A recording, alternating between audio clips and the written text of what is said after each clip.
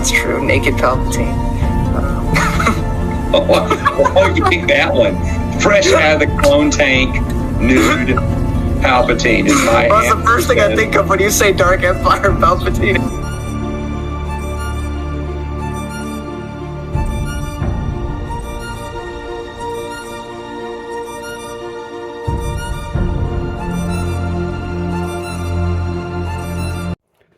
Hello everybody, and welcome back to the Star Wars Expanded Universe, numbered by Disney, or Clone Lucasfilm, whichever way you slice it.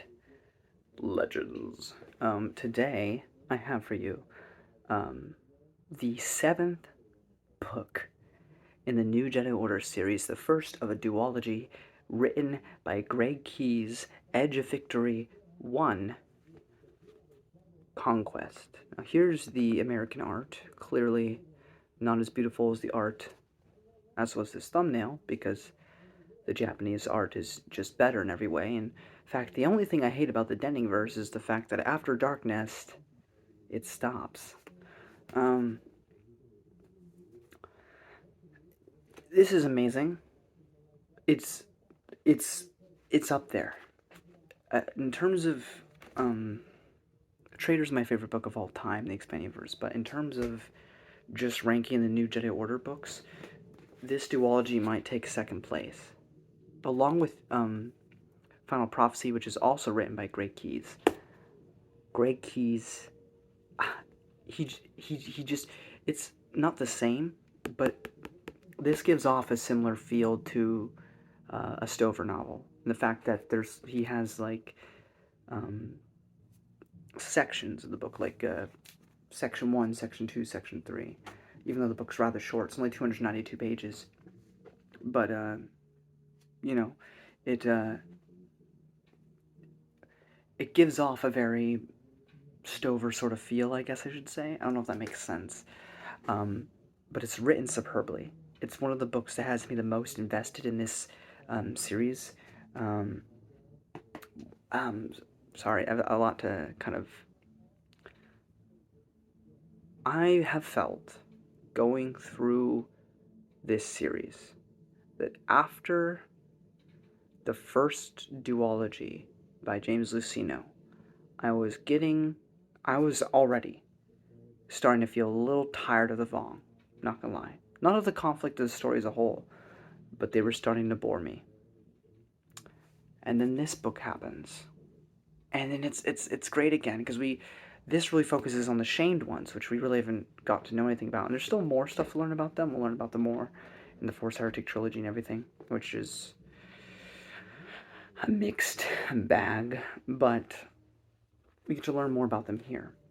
This is also a love letter to the expanded universe, but also the young adult stuff, specifically Junior Jedi Knights.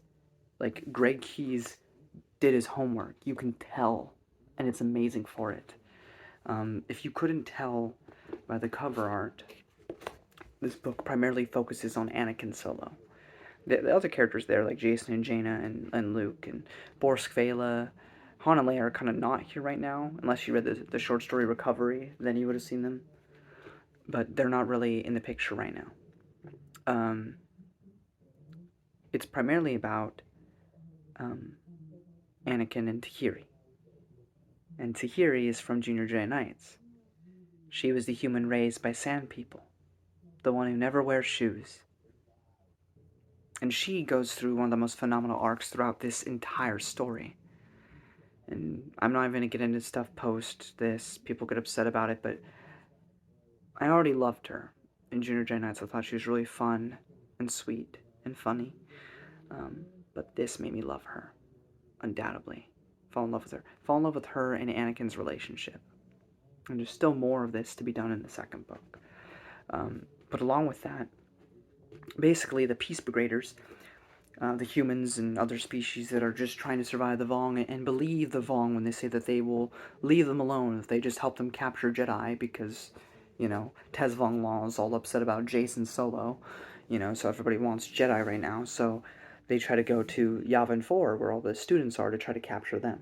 So, you know, Anakin goes rogue, goes to go save the kids there. Along there, we also got Cam Solisar and Tyone there trying to help out, and Ikarit.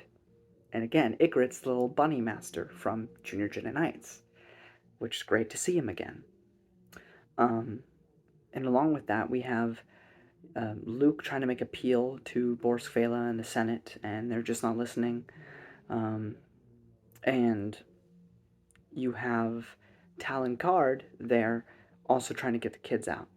So that's basically the essential premise of this particular book. And then, of course, we get, as Anakin's trying to rescue these kids and stuff, he eventually meets up with Quarrel from Young Jedi Knights, the old guy that fell from that old comic book way back when. And he's going to help out the kids, like Valen Horn, which I forgot that Valen Horn was even in this. This is one of the few stories where we actually get plots with Valen Horn, and I actually quite liked what we got with him, even though he's still, like, a kid in this. If the EU ever gets continued, one of the things moving forward post-Crucible, besides just the main plot, obviously, of defeating Abeloth and the One Sith and the Lost Tribe and all that, outside of that, we need more series with the young blood. We need more stuff with Valen Horn, because, he got messed with by Abeloth in Fate of the Jedi, and we just haven't dealt with him that much, and I feel like you could do a lot more with him if you choose to. So I feel like that's somebody that should definitely be picked up a bit more in post-Crucible content, if we are to get more. But this is truly about Anakin, and after he kind of takes the kids off and drops them off with Quarrel, he ends up running into some Yusung Vong, and then he meets one who doesn't kill him, in fact saves his life, snaps Vong's neck. What's his name? I wrote it down. Sorry. Vua Repung. Probably butchering the name, but Repung. And he is a mysterious sort of character. We kind of figured out by the end, but he is a shamed one, though don't call him that, he's going to get very upset. And he believes he's been wronged by a certain character, and he's going to make that right. So he is willing to work with an infidel in order to reclaim his lost honor.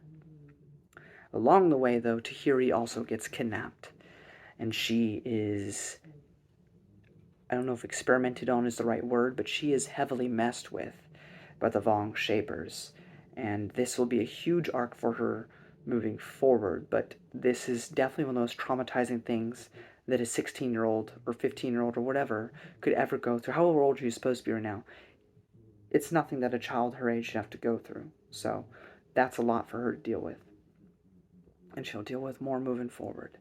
But that is the essential gist of this plot without getting too much more into it. But it is a phenomenal tale. I think it's one of the better books of New Jedi Order. I might even put it up there as the second best. Like, it might go Traitor, this duology,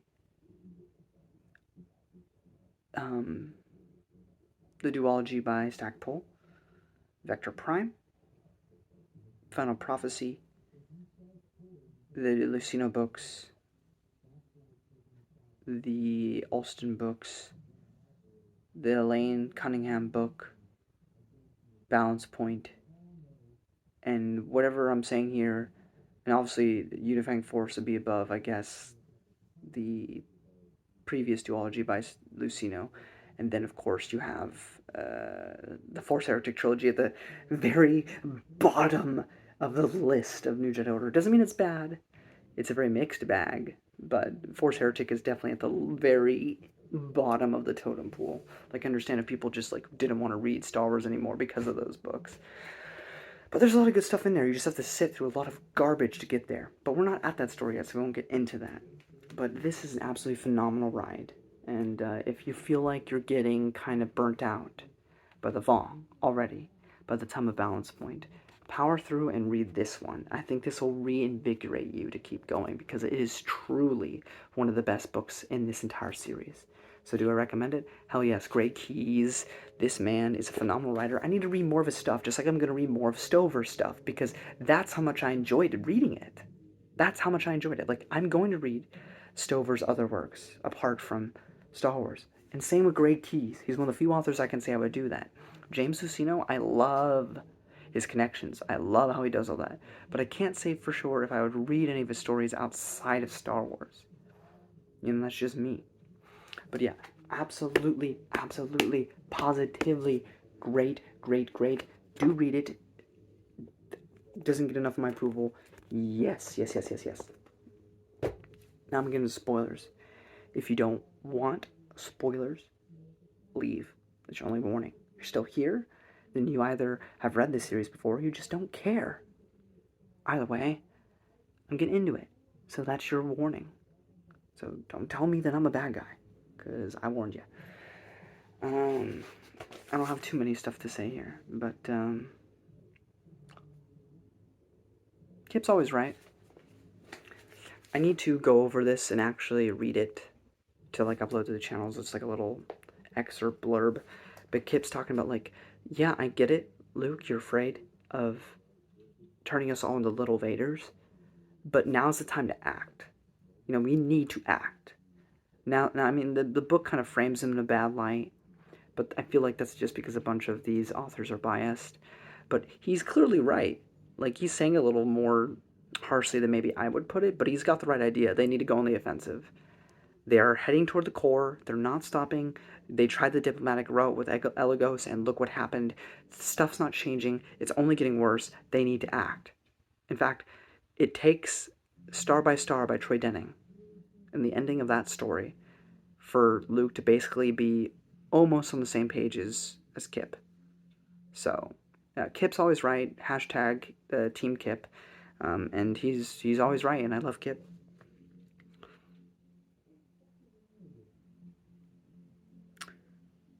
They also speculate. Oh, I should also mention the prologue to this book. This would have been spoiled if you read Recovery first, the short story by Troy Denning. But in the prologue, they just go off and kill Dorsketty too, who was a great character. I had my mixed feelings about him, just being a copycat of 81, but they did good with him, and so it was quite sad to see him go. Just in the first chapter, just gone. And that's not the only time this will happen throughout this series. We get to see Tahiri again.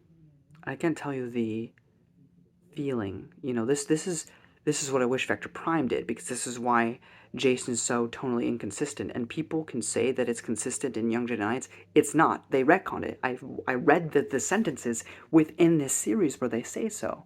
They say, oh, well, you know, I use those jokes to hide my deeper thoughts. Da-da-da.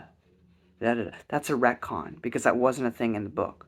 That was a retcon. It wasn't in Kevin J. Anderson's work. It's a retcon. It's not as shown in Young Jedi Knight. So you can't use that as a means to say, oh, it always worked. It was always seamless. No, it took other writers like James Lucino to make that work. So don't even at me there. But anyway, this, unlike that, integrates everything beautifully. This is what I wish happened with Vector Prime with Jason, because he's just not dating Tino Khan anymore. He's all of a sudden super philosophical in series, which he never was in Young Jedi Knights. But here, this feels like a natural and beautiful extension to Junior Jedi Knights. Luke kind of speculates he can't. The future's always in motion. It's always changing. It's fluid. It can change. Whatever he sees in his visions might not necessarily come true, but one of the things he does see is that Anakin is one of the focal points of this. You know, and he also fears Anakin going to the dark side. A little bit. But he also trusts that he won't, because of visions and whatnot. And it's interesting knowing the fate of Anakin and where the story leads with him. There's speculation here. And I wonder if these ripples, and I'm going to upset people here, but these possible visions of bad things with Anakin were just projected onto the wrong person. And it wasn't Anakin. It was Jason. I don't know. Food for thought. Talon Card and Cam. It's really cool to see the both of them. And here's another great thing about the expanded universe, about Joe Bongiorno, about the fact that Lightsider is now out for all of us to read. Whether you count it as canon or not, I mean, it was supposed to be, and it doesn't contradict anything, so might as well accept it. Cam was always just some dude. Like, I didn't really care about Cam reading this series because he just kind of popped up in Dark Empire, and then he doesn't really matter that much afterwards. But having had the ability to read Lightsider, now I actually am like, right, it's Cam. Let's go. Let's see what he's up to. And it's something that was missing before Lightsider came out. So I'm glad that Lightsider is now out for all that. And of course, Talon Card. For someone that's not Zahn, I feel like he wrote Talon Card wonderfully. And then we get to this next thing.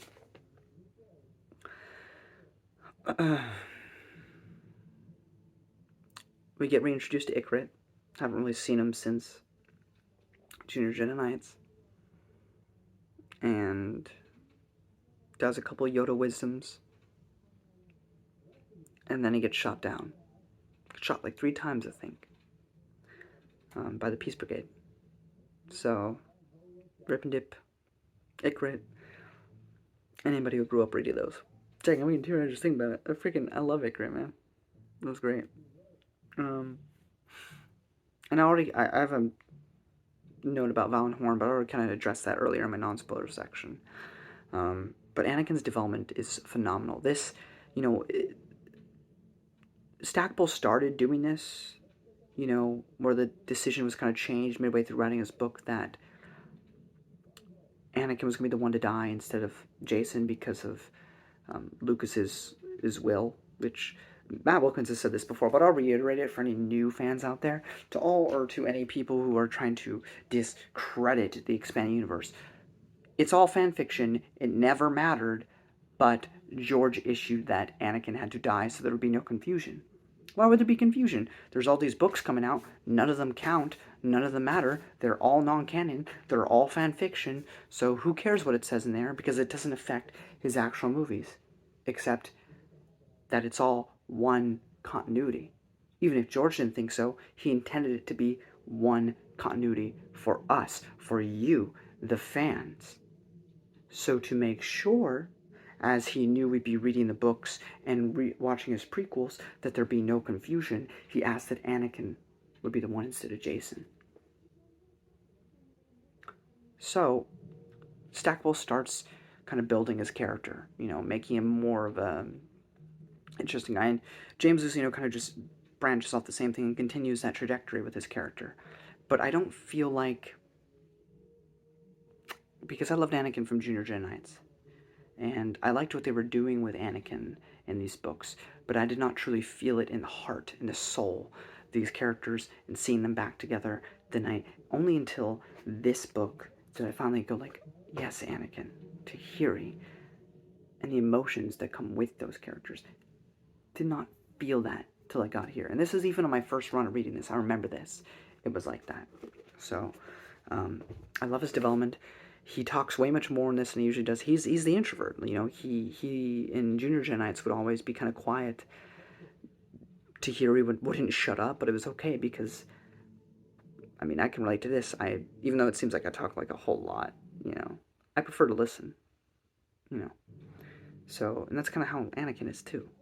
But he's talking more now. Taking charge, becoming a proper Jedi Knight, faster than his older brother is, might I add. Because Jason won't stop being annoying until after Star by Star.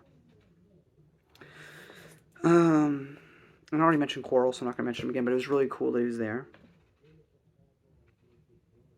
Anakin has a dream about Tahiri and her becoming a Darksider, and this is all important for stuff moving forward in this book and forward.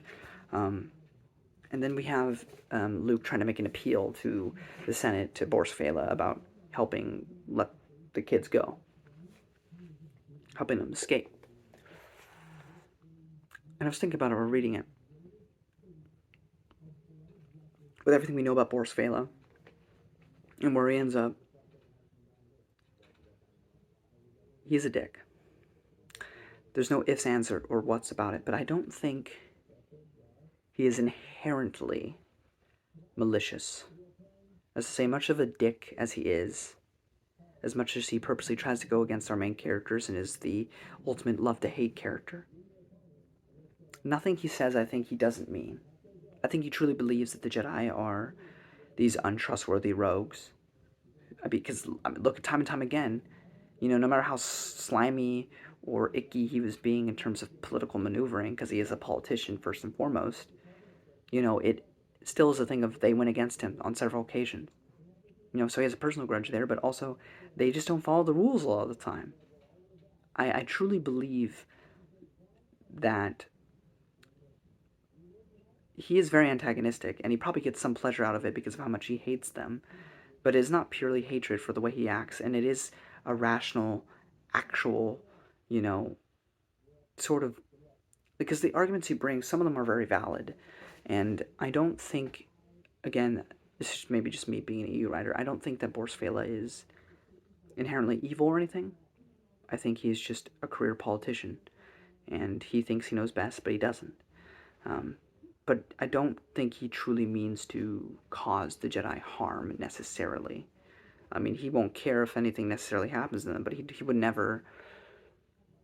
Like, I don't see... Borsk is not a Palpatine.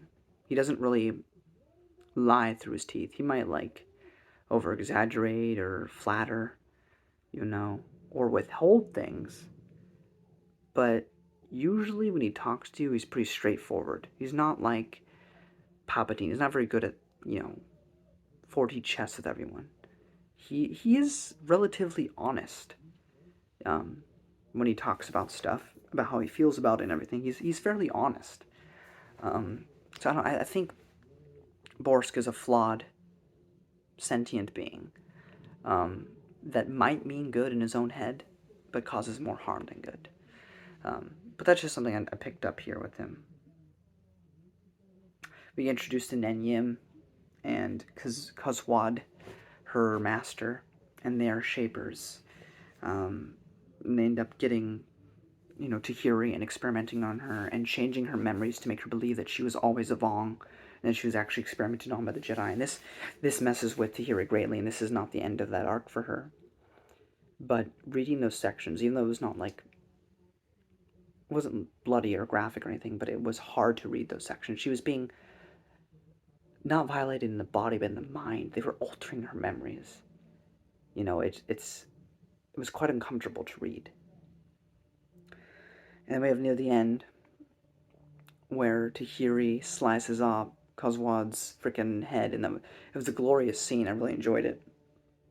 But then they reunite and everything, and Anakin's like, I love you, I love you. It's all sweet and great, and I really love those little moments in the book. Booster shows up. That was great. Let's go, Booster. Also, Cornhorn shows up, which is also cool. And, they kind of get away from now. Obviously, the threat's not over, but they've gotten Tahiri out of there. Tahiri's safe. Tahiri's fine. We'll see moving forward. But, that crisis is kind of averted, so that's good and great. The only other thing is that Anakin kind of learns a lesson at the end of this about how he didn't really understand the Vong before. He kind of just saw them as black and white, the enemy. Now he understands them better. He can actually see them as people, but also he's learned enough about them that he has a better means to destroy them or to fight back against them. And Jason is such a damn hypocrite because he's like, are you sure that's the lesson you should have been learning? Are you sure that's what you should be doing? Anakin, be careful of pride. It can be very subtle, okay? You make sure you talk to Uncle Luke about this. Bro, you are the most prideful little shite I've ever seen. The only difference is that Anakin will acknowledge it, and what he said there wasn't prideful. You are. This is the biggest piece of hypocrisy I've ever seen. In fact, you know what? Just to piss all of you off, ding, ding, ding, ding, here's another point in favor of Legacy of the Force. Full stop. Because it's such a stupid thing for him to say. Such an ignorant, retarded, angry, hate. Anyway. Another point.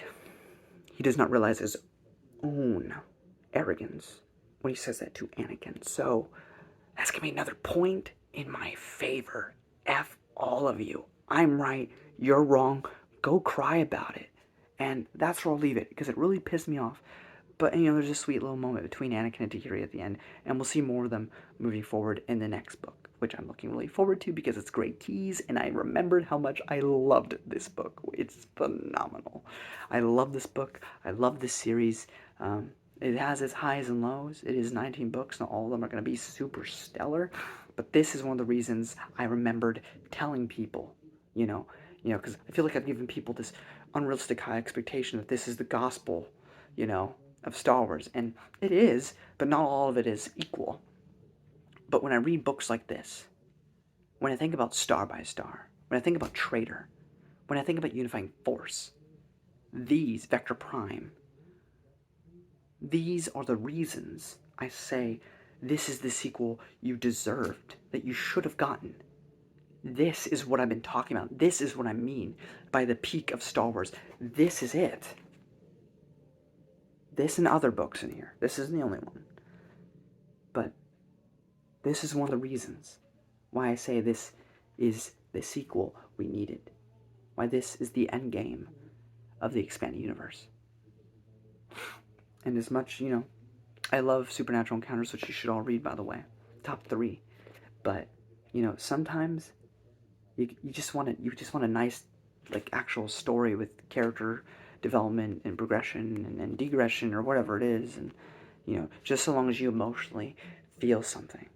Which is why whenever I like Supernatural Encounters, I loved reading it. But a lot of it is, a lot of information. But then you got those sections with our whole hextraphon. We got those really, personal moments that you could feel.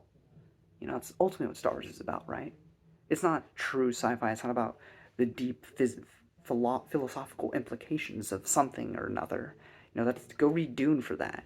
This is, and some books have that, like Traitor. But it's about the characters. It's about loving them. So, anyway, long story short, yeah, if you've read 7 books in, damn straight, you better read book 8. Don't skip to this one. Don't do it. I don't know how tempted you are, but I promise you, if you survive all 7 books, and you're getting a little burnt out, power through. I promise you, 9 out of 10 of you are going to love this book. So, that's it. Thank you all so much for watching. If you enjoyed this video, give it a thumbs up. It helps a ton. Don't forget to subscribe. And I'll see you in part 2 when we review book 8 in the New Jedi Order series and the second book in Great Keys, duology. Until next time, guys, may the Force be with you.